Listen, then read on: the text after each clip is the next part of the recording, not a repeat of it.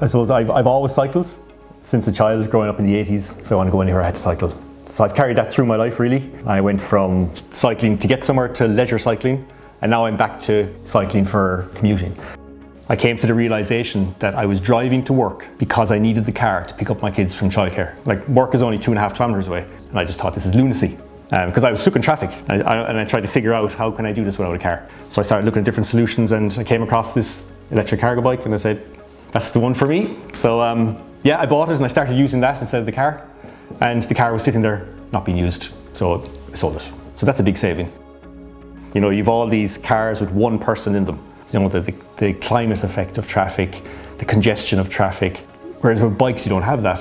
So I definitely do think by cycling and not driving, in a small way, I'm contributing to a better society. There's no stress involved. If you're in a car and you need to get somewhere, you don't know what the traffic might be like. So that's a stress element straight away. So with the bike, you just don't have that.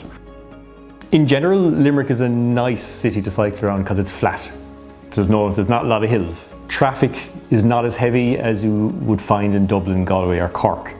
So as a city to cycle, you know, it's really achievable. And the cycle network is getting better. It will get better, so it's going to get easier. The Walking and Cycling Index is the biggest ever survey of walking, wheeling, which is using a wheelchair or mobility scooter, and cycling in Ireland.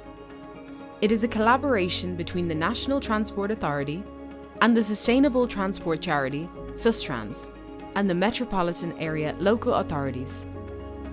In 2023, an independent and demographically representative survey of more than 1,100 adult residents from each of the 5 metropolitan areas of Cork, Dublin, Galway, Limerick, Shannon and Waterford took place, 5,500 surveys in total.